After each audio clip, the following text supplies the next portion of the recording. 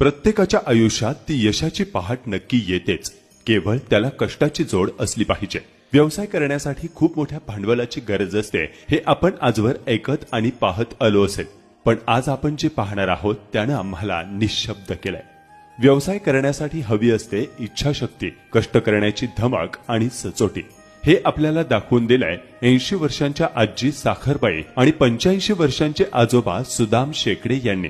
मूळचे बीड जिल्ह्यातील आष्टी तालुक्यातील मसोबाची वाडी येथील रहिवासी असलेल्या या आजी आजोबांनी अहिल्यानगरमध्ये येऊन नवीन जिल्हाधिकारी कार्यालयासमोर आपला रसवंतीचा व्यवसाय सुरू केला।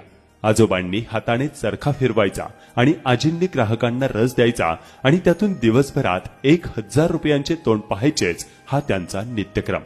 या वयात कोणावरही अवलंबून न राहता स्वकष्टातून आणि स्वाभिमानाने 4 पैसे कमवणाऱ्या या आजी आजोबांची प्रेरणा घेणं खरंच गरजेचं आहे।